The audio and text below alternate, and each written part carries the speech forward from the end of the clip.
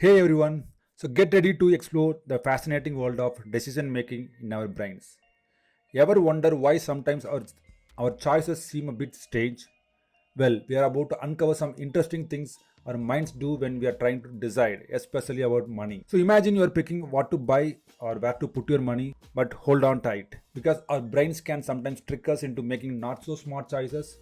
So we are going to talk about these shortcuts which our brains use, kind of like brain tricks, so that can make us decide things in a funny way. So now here's the cool part. I'm going to talk about some of these brain tricks that can mess up our decisions. Chat about how recent stuff can make us think something happens more often than it really does. And guess what? Our brains can get stuck on the first thing they hear and then make us decide in a not so great way. But don't worry, we are not just pointing out the tricks, we are also going to share some awesome tips to help you make better decisions. By the time we are done, you'll have some awesome knowledge about how our brain works when we are trying to choose things. So let's jump in, have some fun, and discover the cool secrets behind how we decide things, whether it's what to buy or where to put our money. And this is Sundar, and you are watching Mindful Finance.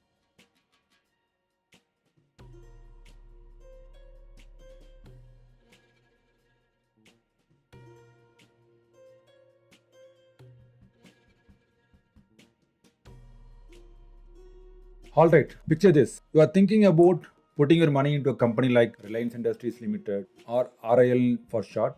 It's like you are deciding whether to buy a piece of that company. We are about to dive into some cool stuff about how our brain works when it comes to money decisions. Our brain has two ways of thinking.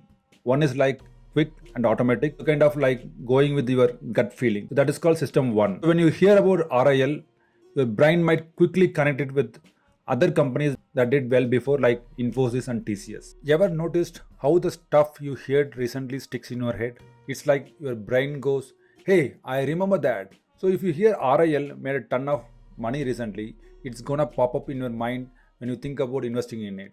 Now, let's talk about how your brain gets its first impression. Say you see the price of RIL's piece, RIL stock is or RIL share is lower than it used to be. Your brain thinks, hey, that's a good deal, even though if it is not really, but your mind immediately thinks that it's kind of undervalued. The first trick which we are going to talk about is availability heuristic. A classic example of availability heuristic can be seen in a study conducted by Kahneman in 1973. So in the research, participants were asked to estimate the frequency of deaths caused by various causes, such as accidents, strokes, and diabetes. When participants were asked to recall specific instances of each cause, so they tended to overestimate the cause that were more easily recalled. For instance, if a participant had recently read or heard news about a fatal car accident, so they were more likely to perceive car accident as a more common cause of death than being statistically accurate. So this demonstrates how the availability of vivid or easily accessible information can bias judgment and decision making. Consider a scenario when an individual is contemplating investing in the stock market. They have recently heard about company A, which has experienced a significant increase in its stock price due to a groundbreaking technological innovation. So the availability heuristic could lead this individual to perceive this company A as a more attractive investment opportunity compared to other companies. So the recent news and media coverage highlighting company A's success might make the innovation appear more common and widespread in the market, potentially leading the investor to overlook other companies with equally promising innovations that have not received as much media attention. So in this case, the availability heuristic is influencing the investor's judgment by making the easily accessible information about company A's success more salient and memorable. So leading to a potential bias in the investment decision. So this decision might not take into account other factors such as the financial health of the company, the competitive landscape, the valuation metrics, so resulting in a less well-informed investment choice. Imagine someone is thinking about investing money in the stock market. They have heard about company called A. So the company's stock price has gone up a lot because they made a really say cool new technology. The person's brain might play a trick on them called the availability heuristic. So this trick makes them think that company A is a better investment than other companies. Why? Because they have seen lots of news and stories about how awesome this company A's new technology is. It's like The brain thinks this new technology is everywhere and happening all the time. But here's the thing, the trick their brain is playing is not always right. So other companies might also have great ideas, but maybe they didn't get as much attention in the news. So this person might miss out on those other good investments just because they are focused on company A alone. The trick their brain is playing makes them remember company A's success really well. It's like the brain is saying, hey, remember that the company with the cool tech? So that's a great choice. So this might stop them from thinking about important stuff like how healthy the company's money situation is, who their competitor is, or whether the price is fair or not. So this availability heuristic is like a little brain shortcut that's making this person think company A is a super good choice. But sometimes, so this shortcut can make them forget about other important things, and they might end up making a not so smart investment decisions. So remember, this brain is a tricky, and it's good to be aware of how it can lead us down the wrong path sometimes. It's like a little reminder to think about all the facts about making a big decision like investing money in the stock market. The next one is about sunk cost fallacy. The study conducted by Arkes and Bloomer in 1985. Participants were presented with a scenario involving non-refundable concert ticket. Imagine you bought a ticket to a concert for rupees 200, but on the day of the event you realize you have lost the ticket. You have two options now: either buy another ticket for 200 rupees or do something else enjoyable in that evening. Now here's where the sunk cost fallacy comes into play. So the rational decision would be to assess the situation based on the information at the hand and make the choice that brings you the most happiness or value. In this case, whether you should spend this another 200 rupees to attend the concert depends on whether you believe the concert experience is worth 200 rupees to you, regardless of the initial 200 rupees you lost already.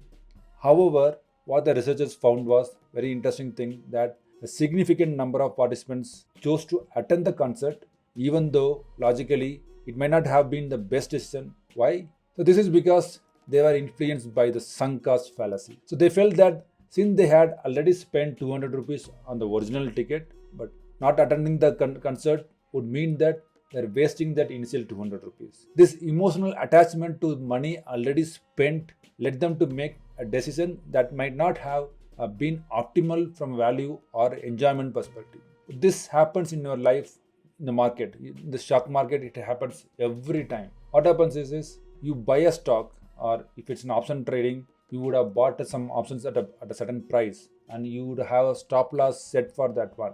Even it reaches the stop loss, the loss occurred for the stop loss, you feel that loss is something like a notional, and you feel that the market will recover back, and if you add more again to that price by trying to average it, you may get more profit from that. This is a very bad idea to do that. This concept is called sunk cost fallacy. This can create a lot of problems. So this will create an emotional attachment to the time and effort already you invested.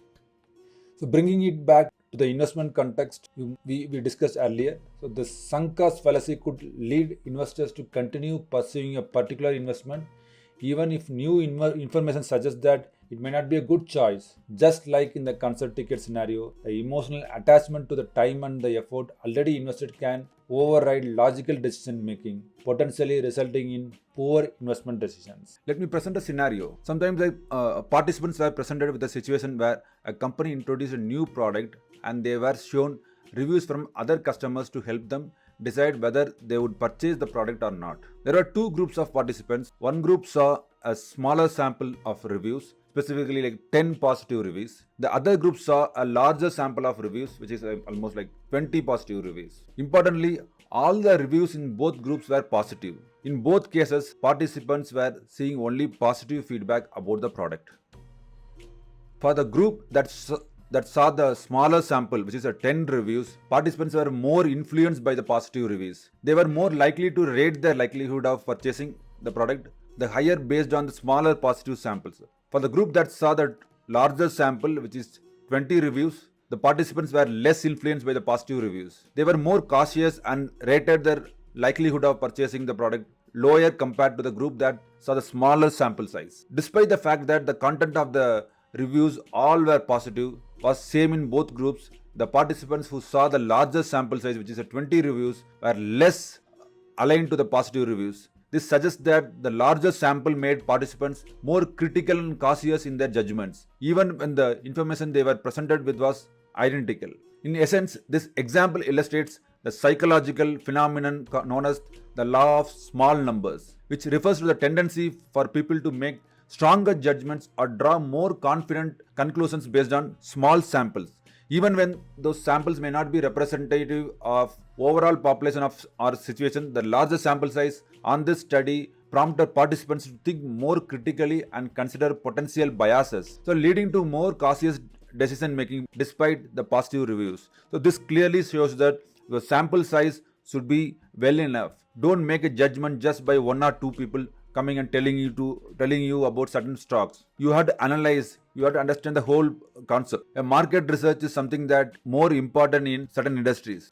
For example, person A is trying to start a company and he tested a product with say 10 people, and he assumed that from the 10 people he found out that 7 people were happy and 3 people were not happy. So he found out that within the 10 he is having a 70% of people as likelihood to buy the product. So using this example, if he goes and launches the product, he might end up with a lot of losses because the sample size which he tested was only with 10 people, which is not enough to launch a product in a wide range of audiences. There may be different people, different types of people, different types of persona. So you need to make sure that you test with the larger audience size and then go and launch a product. So this applies to stock market also. Just don't listen to one or two people talking about certain product or certain stock. You do your analysis, you try to compare, you do a thorough study, you try to convince yourself. You need a conviction, you need a proper conviction before you start your investment or before you pick your company. If you don't have a conviction by yourself, don't ever get into that stock. The next one is a concept called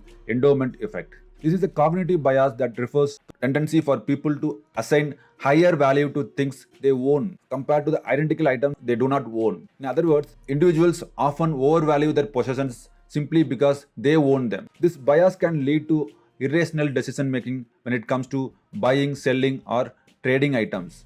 In an experiment by Daniel Kahneman and Thaler during the year 1990, participants were given a mug as a gift. Later, they were asked to indicate the minimum amount of money they would be willing to accept to sell the mug. Like they were asking the selling price for that product. The maximum amount of money they would be willing to pay to buy the mug and buyer's price. So the researchers found that participants who owned the mug were willing to sell it for a significantly higher price than what participants who did not own the mug were willing to pay to buy. So for example, just to detail it out, a set of people were given a mug and they own the mug now.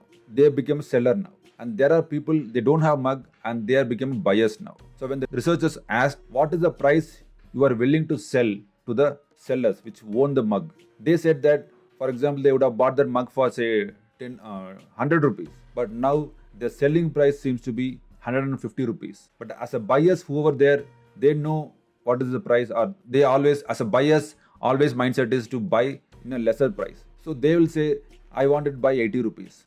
So this discrepancy between the sellers and buyers price demonstrated the endowment effect, where ownership of a mug led participants to overvalue it. This is the concept companies like IKEA, Decathlon, all of them try to follow. In the IKEA, if you go, you can assemble your own product. There are all the products, all the ingredients, all the props will be available. You just make your own custom product out of that. Now, when you do that, now you will feel this was done by you and you will like to buy that product for any price because you feel that that product was made by you. So that way you will be willing to pay more for that and you will buy that one. Or you will try to define a more price for that product as you put your whole effort to that.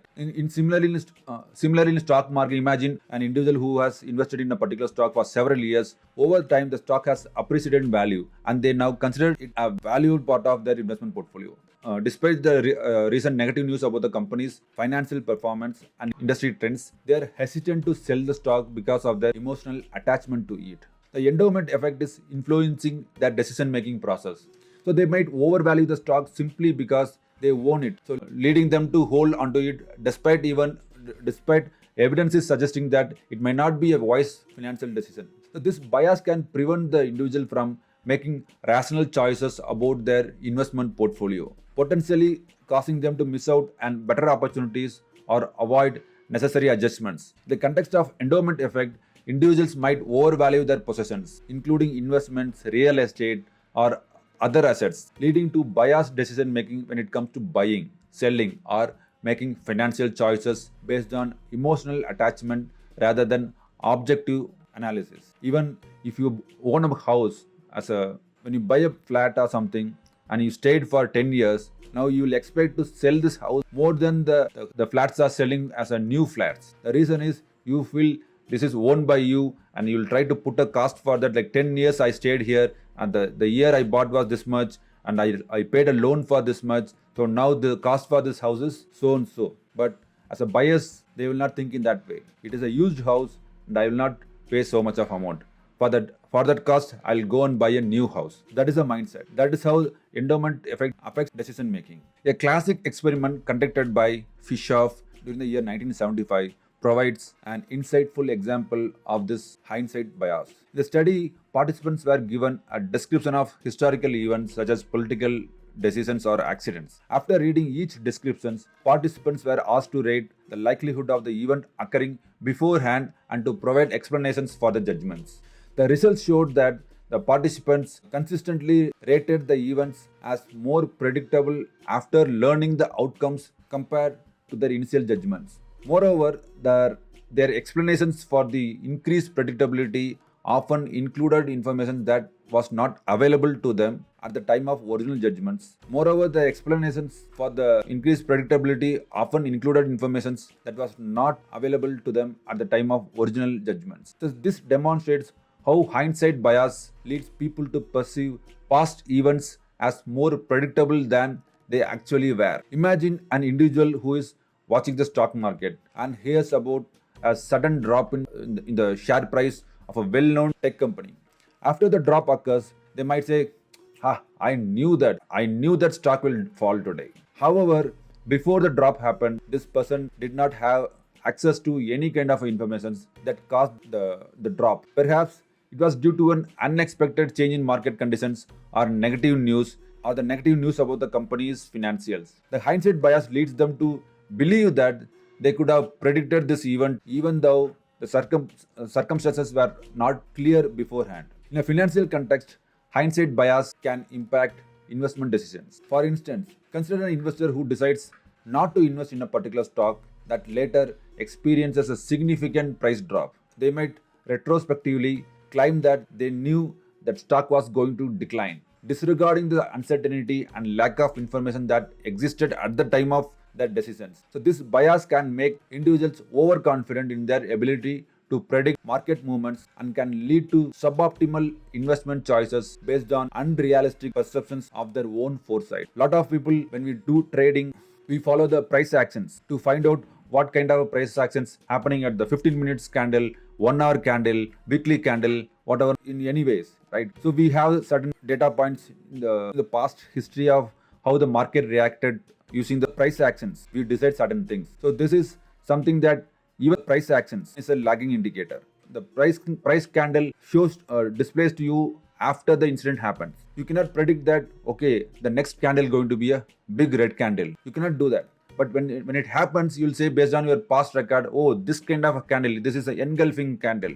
I knew this will happen. So this is called hindsight before even you knowing that next step what is going to happen based on your past biased opinion or based on your past experience. This is called hindsight bias. Without knowing during the point of time, you never had the information what is going to happen. But we all say as a traders, bao bhavanche. When we say that, we assume that price action is like a goddess. So we cannot predict the price actions. Using our past experience, we are trying to map what can happen in the next. So it's not always it works. Sometimes it works, sometimes it doesn't. So most of the time, it's like gambling. Please avoid trading. If you are a trader, please do it mindfully. Most of the traders get affected by this hindsight bias. So next time when you are going to buy an options or sell an options, make sure understand why you are doing it. What is going to happen the next time? Not just based on the past record or based on some kind of a biased opinion or based on some kind of a candle. Don't just decide the thing. Please do thorough research,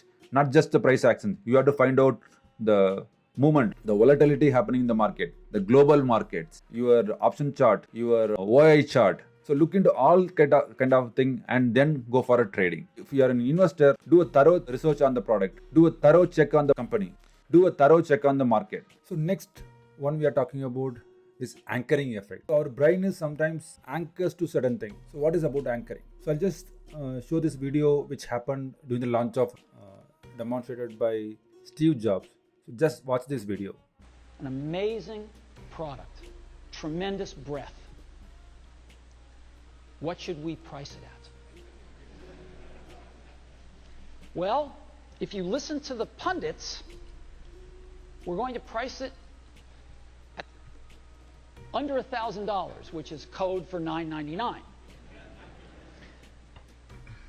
When we set out to develop the iPad, we not only had very ambitious technical goals and user interface goals, but we had a very aggressive price goal, because we want to put this in the hands of lots of people. And just like we were able to meet or exceed our technical goals, we have met our cost goals. And I am thrilled to announce to you that the iPad pricing starts not at $999, but at just $499. $499.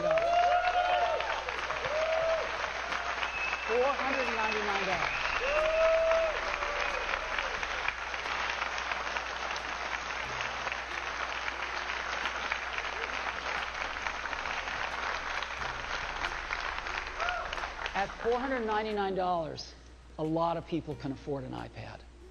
So did you see that? Did you notice that? So this is called anchoring effect.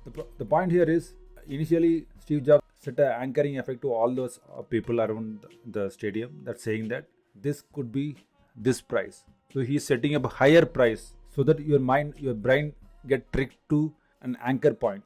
Okay, so this product worth is so and so.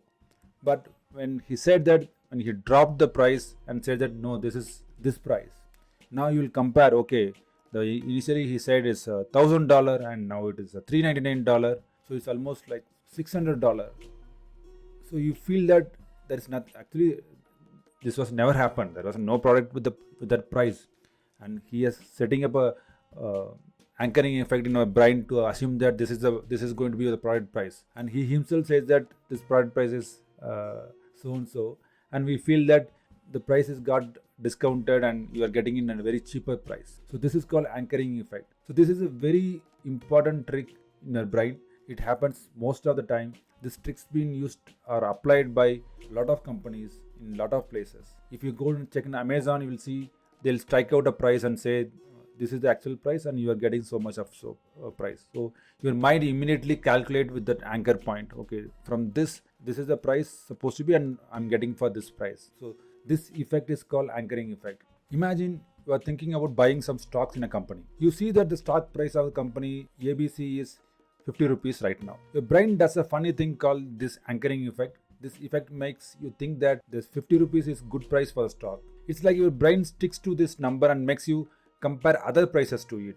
So when you see the other stocks, you might think they are good deal if they are lower than 50 rupees. Or you might think they are expensive if they are higher than 50 rupees.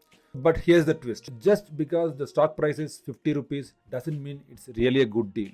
It's like your brain is putting on a blinders and only focusing on one number. You might forget to look at stuff like how well the company is doing, how much money they are making, or what other experts are saying about the stock. So this anchoring effect is like mental magnet that pulls your thoughts towards that first number which you saw, which is 50 rupees. It may stop you from thinking about all the other important stuff that could help you make a smarter decision. So you might be thinking about the 52-week high is the highest price and you should buy below that price. So remember that brains can sometimes get stuck on numbers, and it's important to look at the bigger picture when you are thinking about investing your money. Don't let the anchoring effect trick you into thinking that a number is the only thing that matters in the stock market game. A study by Arely and Lowenstein during the year of 2006 investigated how the framing of an investment opportunity can influence decision making. So in their research, participants were presented with two scenarios regarding a medical treatment. Scenario A was framed positively.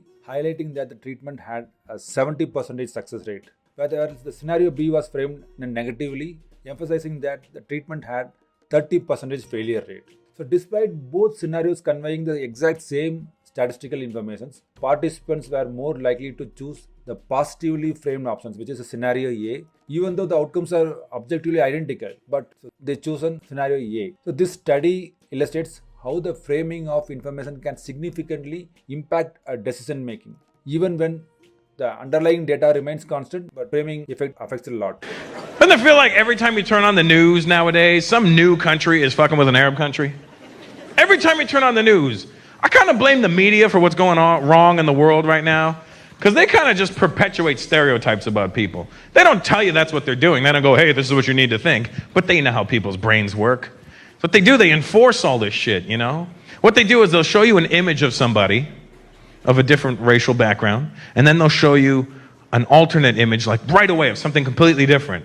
They don't say the two images are together. They kind of present it like, what do you think? Like what they do is they'll show you like an Asian guy and then a car accident.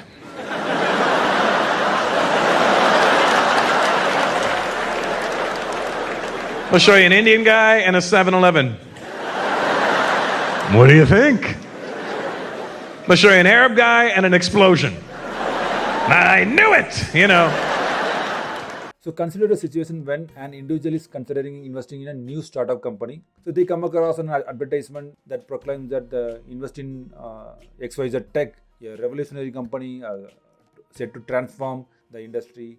So the advertisement goes on to highlight the potential for exponential growth, market domination, and massive returns on investment. So the positive framing of the opportunity may lead the individual to perceive it as a can't miss opportunity, like a FOMO kind of a thing, igniting a feeling of excitement and optimism. So in this case, the overly positive framing of the investment opportunity might overshadow critical factors such as the company's financial health, competitive landscape, or potential risks. So the individual judgment could be swayed by the enthusiastic language used in the advertisement, causing them to overlook the need for thorough due diligence and rational analysis. So this incident exemplifies how the presentation and framing of information can create biased perceptions, potentially leading individuals to make investment decisions based on emotional appeal rather than a careful assessment of the investment merits. So for example, whenever the IPO comes, we feel that the IPO will be promoted in such a way that this is the best company in the world and this has a greatest opportunity to grow, all those kind of things. And we fall for that.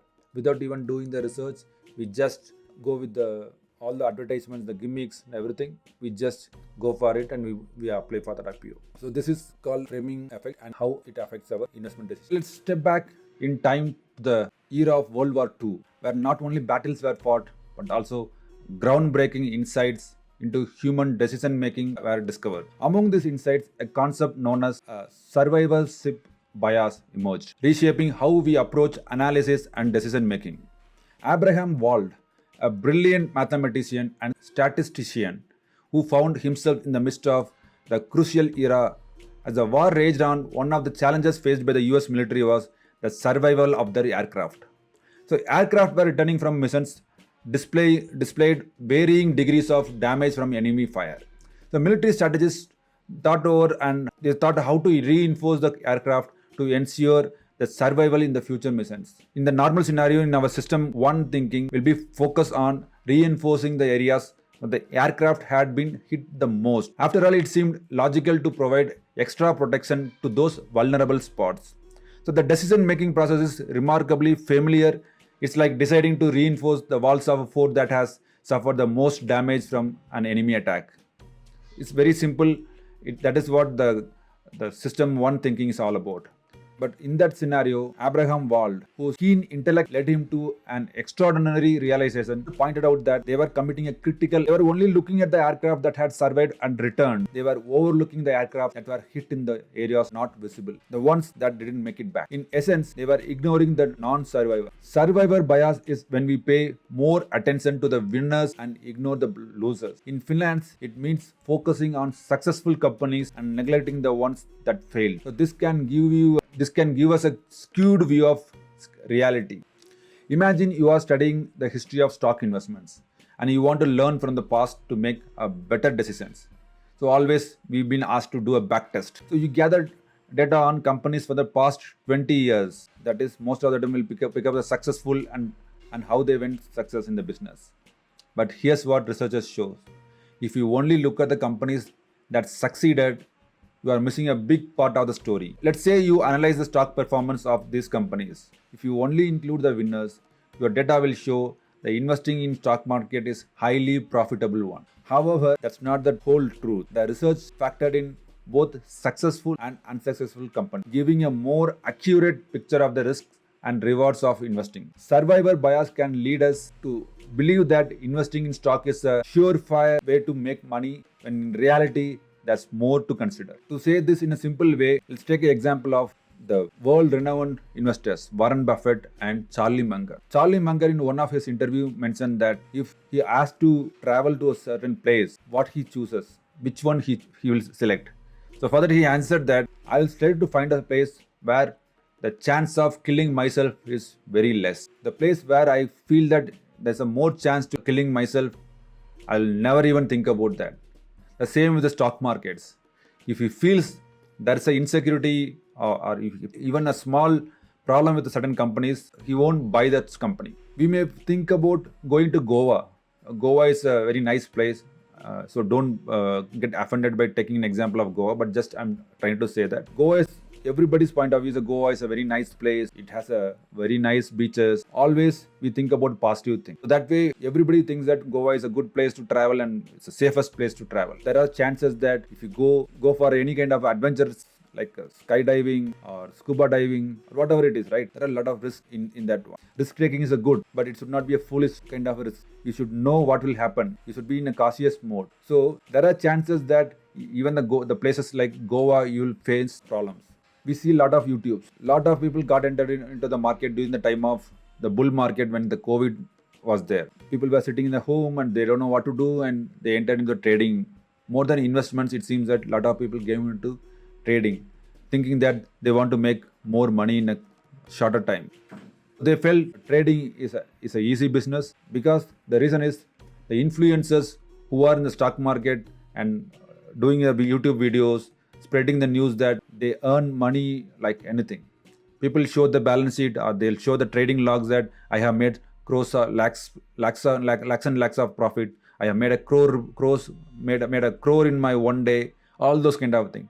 A lot of people come and say, my goal is to make 1 million people to succeed in their life. By seeing all those things, all those gloomy things, people enter into the stock market as a trader, not even as an investor. They want to become rich in a very quick fashion. So don't just think about who are winning in the stock market, as only 2% or 1% of the people getting successful in trading market. Remaining 98 people are losing their money. Don't just go with who got successful in trading. Think about people who failed in their stock market business. Why they failed. Understand that. Analyze them. Do a mindful investment or do a mindful trading. And that, my friends, brings us to the end of this insightful journey into the world of mindful decision making and finance. So we have learned different types of biases, different types of effects, how that affects our day-to-day life and how that affects our investment journey. Now here is the exciting part. Just as we have explored the depth of mindful finance today, there's a whole lot more waiting for you on our channel, Mindful Finance. So if you're hungry for more practical wisdom that will guide your financial choices, there's one simple thing you can do right now. Just hit the subscribe button below and press the notification icon and join our ever-growing community of mindful learners. By subscribing, you'll stay connected with us as we continue our journey. But hey, don't take my word for it. If you found today's exploration helpful or thought-provoking, give this video a thumbs up and share it with your friends and colleagues. As we wrap up, remember that being mindful about your finances isn't just about numbers. It's about making choices that align with your goals and values. So until we meet again on Mindful Finance, keep making the mindful decisions and steering your financial journey with confidence. Thanks for spending this time with us. Stay mindful, stay curious, and above all, stay tuned for more exciting insight. Catch you on the next video. Thank you.